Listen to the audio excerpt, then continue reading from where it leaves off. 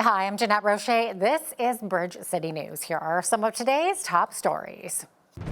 Israel's ambassador to Canada summoned for a chat with our foreign affairs minister over treatment of Canadians on a flotilla to Gaza. The Wilfrid Laurier professor says history shows liberals can't be trusted when they say new hate speech laws won't impact religious freedoms. The university breaks ground on a new outdoor engagement space called The Grove. We have the details.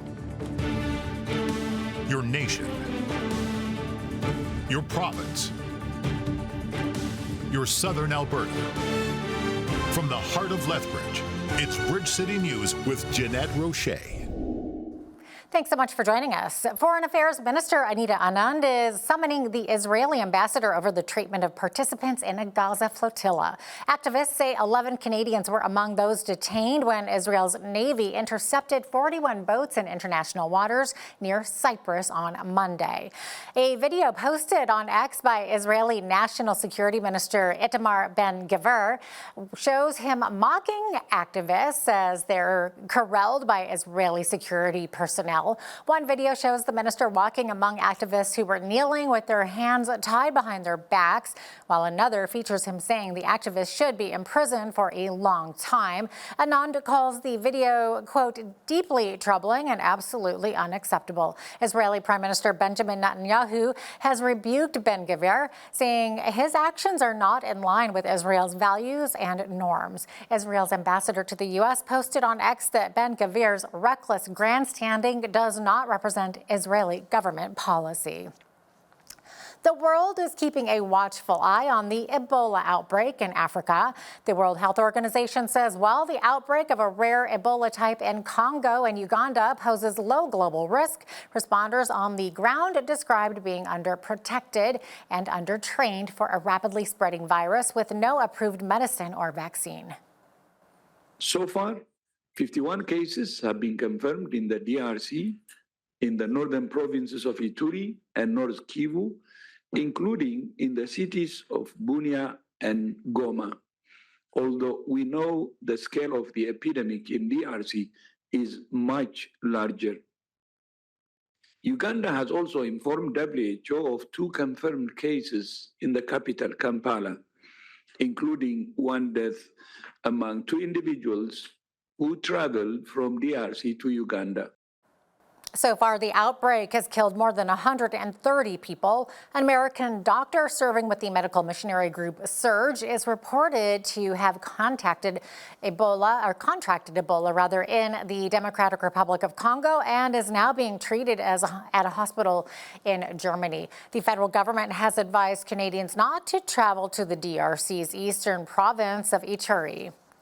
The U.S. Justice Department has issued an indictment against former Cuban President Raul Castro. The acting U.S. Attorney General says the indictment was related to Castro's alleged role in the shoot-down of 2 small planes operated by the exile group Brothers to the Rescue.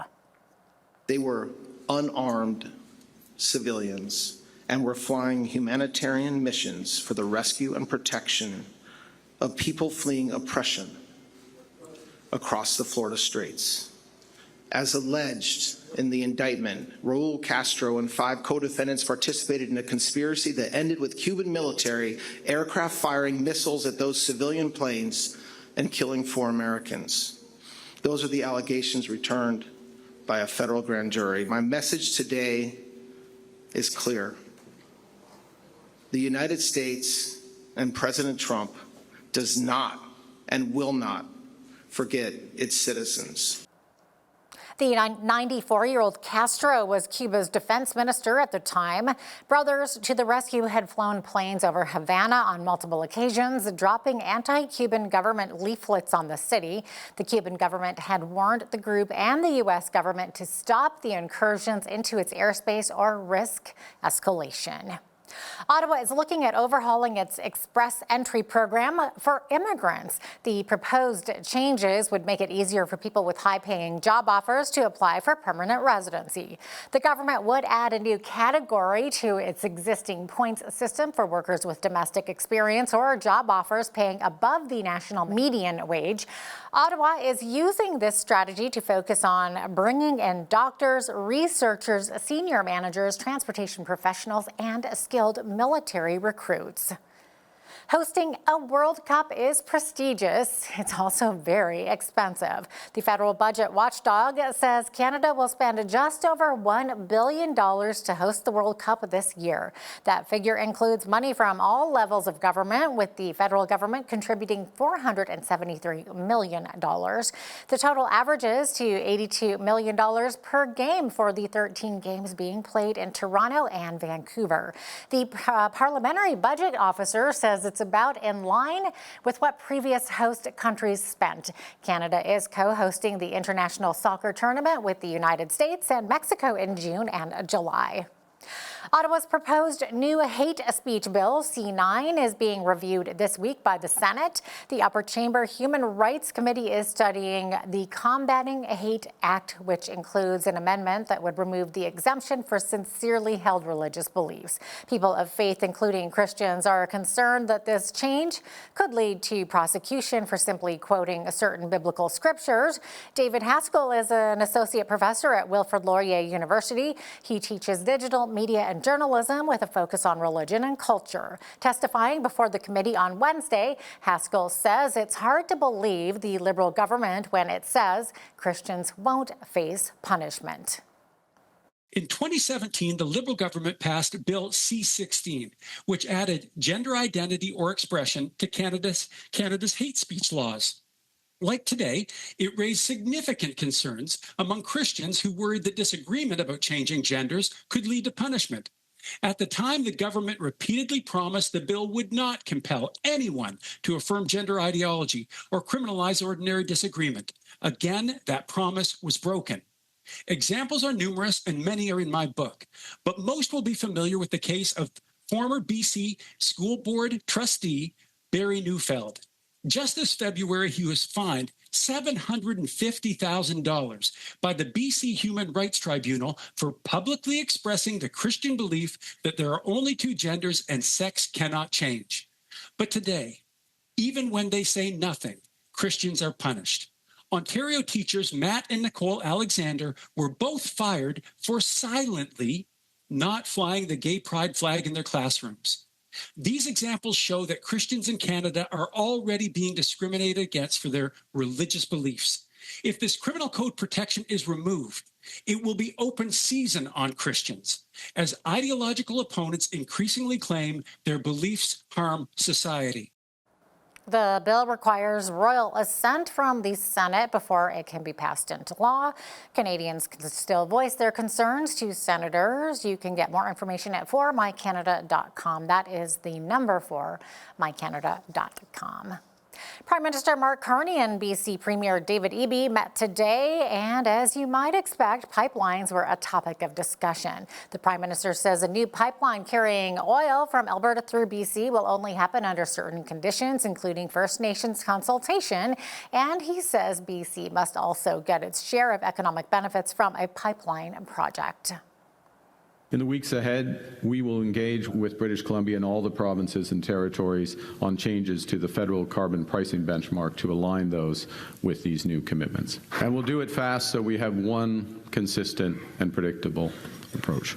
Now, as you may have heard, we're also advancing discussions on a potential pipeline to transport at least 1 million barrels a day of low-emission Alberta crude to Asian markets. The pipeline will only be advanced with the following prerequisites being met. And the first is the building of pathways, renamed the Oil Sands Alliance. This is the world's largest carbon capture, utilization, and storage project. Secondly, it requires that British Columbians should share substantial economic and financial benefits from projects that include or impact them. And thirdly, requires fully respecting Canada's duty to consult under Section 35 of the Constitution. Prior to the closed-door meeting with the Prime Minister, EB had some strong words for Carney about the new pipeline deal with Alberta, including that BC is being overlooked. British Columbia backs Canada, and we need Ottawa to back British Columbia. We have $88 billion in projects, 34 different major projects, 40% of the projects at the Major Projects Office, real projects with proponents and routes and ready to go. The message to the Prime Minister is simple. This country cannot work if separatist premiers, others get all of the attention of the federal government, and those provinces where we're standing squarely behind Canada, where we're fighting for Canada, where we couldn't be more pro-Canadian in the projects we're advancing, where we're left out of the discussion. That's a very straightforward message from me to the Prime Minister, and I'm hopeful he agrees with that. EB says developing the economy must go hand in hand with protecting the environment, and that includes the memorandum on oil tanker traffic off of BC's north coast. The current ban would likely have to be amended if there is to be a new pipeline from Alberta to the BC coast. With the Alberta government appealing a court ruling that quashed a separatist group's bid for a referendum, many Albertans believe that an independence referendum would be dead in the water should the province lose that appeal. But an independent researcher says the province could still move forward with the referendum on October 19th. Dr. Michael Wagner is a writer with a PhD in political science and a senior Alberta columnist for the Western Standard. He says a successful appeal is possible due to an error the judge made on the basis of a duty to consult. Now, the duty to consult is an actual thing in law that governments must consult with First Nations on policies and proposals that could affect the First Nations people. But normally it's the proposal or the policy that's brought forward to the First Nations and to consult with them. But this is done too early in the process. Like the judge wanted the duty to consult to be done too early in the process. She wanted the government to consult the First Nations before the petition even goes forward, before the referendum goes forward. And that's too early in the process, according to the way we've done it in the past. Wagner also goes over some of the key policies that the federal government would need to change in order to make it worth it for Albertans to stay in Canada. That full interview is coming up in the second half of our show. Alberta Premier Danielle Smith is shuffling her cabinet. Both Finance Nate Horner and Hospitals Ministers Matt Jones have confirmed that they are leaving a cabinet. Horner said in a statement that when he accepted the role as Finance Minister, he told the Premier then his second term would be his last and he would not be seeking re-election. Jones has also announced he won't be seeking re-election and is stepping back to support what he calls an orderly transition. New cabinet ministers will be sworn in tomorrow. Well, this fall, you'll start seeing new signs erected when entering Alberta. The province says new highway welcome to Alberta signs going up across the province this fall will say strong and free rather than the long-standing wild rose country. It follows the government's decision last year that made the same slogan swap on Alberta license plates. Premier Smith has been criticized for the move, with the opposition NDP questioning Smith's move since her United Conservative Party has also used strong and free in promotional and campaign material. Smith has defended the change, saying it's simply the province's official motto and a lyric in the Canadian anthem. The government says it will start replacing the 22 highway welcome signs this fall at a cost of about $3.5 million. The future of our city's integrated fire and emergency medical service is still very much up in the air. City officials say rising labor costs remain a major hurdle in efforts to preserve the integrated system. In Lethbridge, firefighter paramedics are cross-trained and paid a firefighter's wage, which is more than the provincial paramedic rate. The mayor says the city has completed a financial analysis and the current model can only survive with significant salary reductions for Lethbridge Fire and Emergency Services members, something the union says will not fly. In some instances, LFES employees staffing ambulances make close to 40% higher than the EHS benchmark. The IFF union has refused our proposal for wage adjustments, and that would have helped us fall closer in line with the rest of the province. The previous contract that was approved in December, it did show that we were willing to take up to 16% wage reductions. That was on a move forward basis, so we're willing to work with the city on this. And we've done our part, and we're planning to do more. We'd like to be part of the solution, but we can't be all of the solution. So I want to talk a little bit about the next steps. There's still many unknowns. What we do know today is that we do remain open for further conversations with the IAFF on how we can work together to maintain integrated fire and EMS. As a contractor of this service, we cannot continue to get less from the province and absorb the rising operating costs. Changes need to be made to make this system viable. EMS has always been the responsibility of the provincial government since 2009. The province sets the service levels and budget providing EMS across Alberta. We want fire and emergency services, we want policing, and we want our taxes to be lower. Well, sometimes all of those three don't work all well together. So we're trying to find that balance, and it's a struggle. We're on a needs and not wants budget cycle here, and so we need to focus on those needs. Many will say this is a need, but a need is also to stay in keeping taxes down, because folks are struggling to make ends meet. I think it's unfair to ask our members to be the entire solution, but we are willing to work with the city to be part of that solution. We made an offer last Friday. The ball's actually in the city's court. I hope the city would consider that offer. Otherwise, it looks like we're on a collision course for an RFP bid process, which I would suggest puts the system that the community values at its greatest risk. Alta Paramedic Health, formerly Emergency Health Services Alberta, has told the city it will not entertain negotiations on the integrated model and will move directly to a request for proposal process after May 31st. The Lethbridge Food Bank has a new executive director. Tim Rampel comes with a business and entrepreneurial background. He will be responsible for some of the operational management for the food bank, along with acting as an advocate for the community. Rampel says that the food bank helps those that are struggling during the country's current economic hardships. People just sometimes don't have enough money to last through the month, or their situation through health or whatever it might be just means that they don't have money to buy food. So we're here as a supplement to help people get through that. But just like with all the food banks across Canada, we're seeing an increase in demand of people needing our services, but we are seeing a slight decrease in people donating as well. If you have the means to donate, the Lethbridge Food Bank accepts both monetary and food donations. The University of Lethbridge will be getting a new backyard renovation this summer thanks to a grant from the Embark Student Foundation worth $500,000.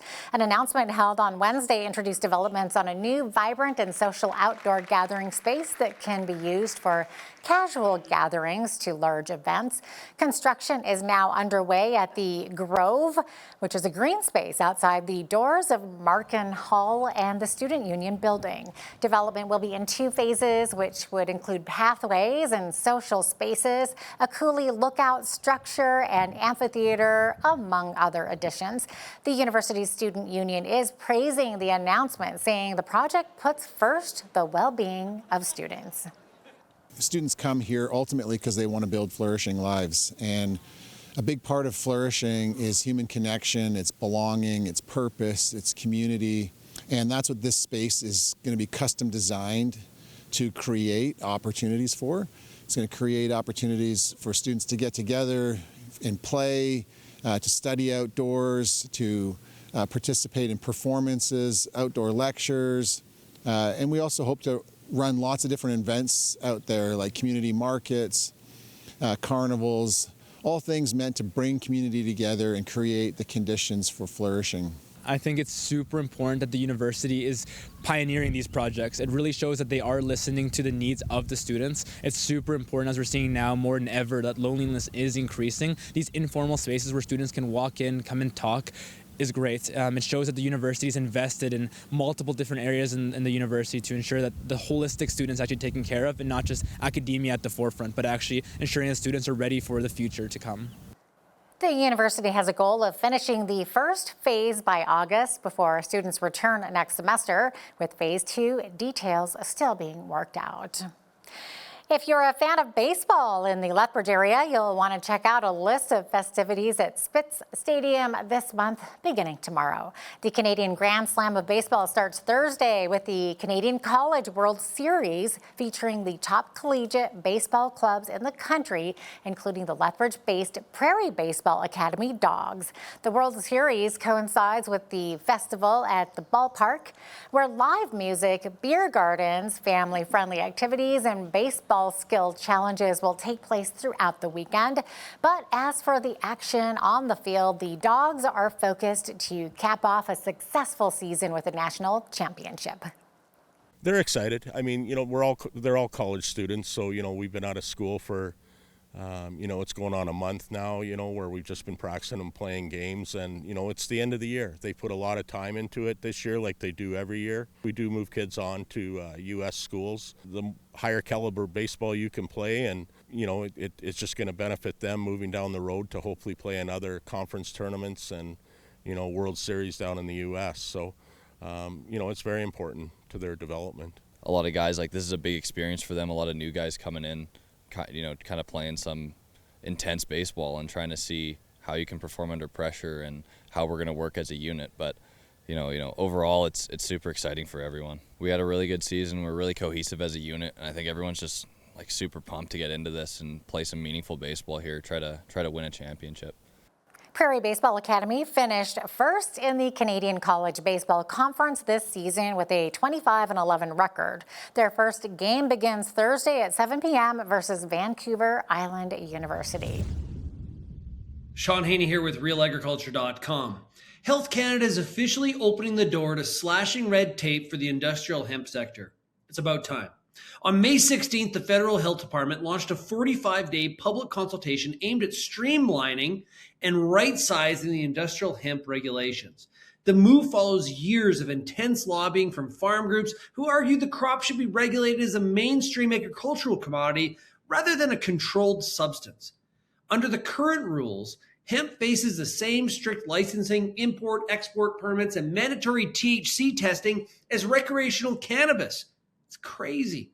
Despite its primary cannabinoid being completely non-intoxicating, the government is now seeking feedback on modifying the 0.3% THC definition, streamlining approved cultivars, and removing unnecessary testing burdens. While some control measures will remain to prevent fraud, the consultation, which is open until June 30th, is a major step toward freeing up a high-potential prairie crop from an oversized regulatory cage.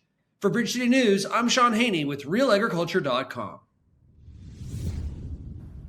A new rail terminal project is expected to provide transportation capacity for about 45,000 barrels per day of propane and butane from the Fort Saskatchewan region to West Coast export facilities. Keyera, AltaGas, and Canadian National Railway announced the plan to go ahead with the $240 million rail project. Under the plan, Keyera will build and own the Alberta Corridor Export Rail Terminal on land that it owns. The project will be supported by long-term commercial arrangements with AltaGas and CN. A new report suggests a weaker economy and rising wage costs are leaving little room for small businesses to hire and train young workers. A survey by the Canadian Federation of Independent Business shows that many businesses face significant financial pressures from rising minimum wages, operational costs, and a slowing economy. Meanwhile, more than a third of the youth surveyed by the CFIB say they are not interested in jobs that are mainly outdoors or that pay at or near minimum wage. Youth unemployment has remained elevated for months. Statistics Canada says the April unemployment rate among youth was at 14.3%. The Canadian Pension Plan Investment Board says it has sold a portfolio of 33 limited partnership fund interests to to Blackstone Strategic Partners and private investment firm Ardian. CPP Investments says net proceeds from the transaction totaled about $4 billion. The portfolio included various fund investments over about 20 years. Managing Director and CPP Investments Head of Secondaries, Tom Kapsimilis, says the deal provided an attractive opportunity to optimize the fund's exposure and supports disciplined capital allocation across its portfolio. Markets in Toronto and New York were given a jolt today, and oil prices fell after President Donald Trump said the U.S. and Iran could be nearing a deal to end the current war. Let's dive into that with a look at today's markets. The TSX was up 420 to 34,161. The Dow is up 645 to 50,009. The S&P 500 was up 79 to 7,432. And the Nasdaq was up 399 to 26,270. West Texas Intermediate oil was down 506 to 99.09 US per barrel. Natural gas was down 8 cents to 303 US. Gold was up 54.72 to 45.4335 US an ounce, and silver was up 2.18 to 75.84 US an ounce. Feed wheat is at $8.90 per bushel. Barley is at $7.10. Canola is at $17.01. And corn is at $7.77 per bushel. Live cattle June contract was down 127 to 253.27. Feeder cattle were up 115 to 370.72. Lean hogs June contract was down 65 cents to 97.27, and the Canadian dollar was up over the past 24 hours and currently sits at 72.80 US.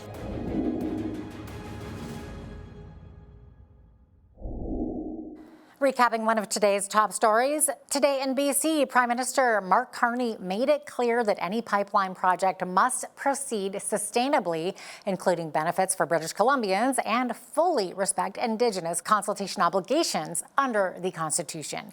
The comments came after he and BC Premier David Eby agreed to negotiate on BC economic priorities today.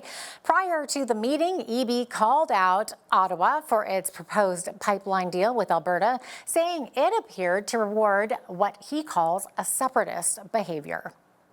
Last week's stunning decision by an Alberta court judge halted a separatist petition in a way that immediately reshapes the national conversation around the democratic legitimacy of succession. Coming up next, I sit down with independent researcher Dr. Michael Wagner. He says not only did the judge get it wrong in her ruling, but an independence referendum could still be moved forward, regardless if the province wins its appeal or not. That interview is coming up right after the break. Also, when you see news happening in your community, be sure to send us an email at info@bridgecitynews.ca. You can also visit our website or YouTube channel anytime to check out more of our content or our poll questions.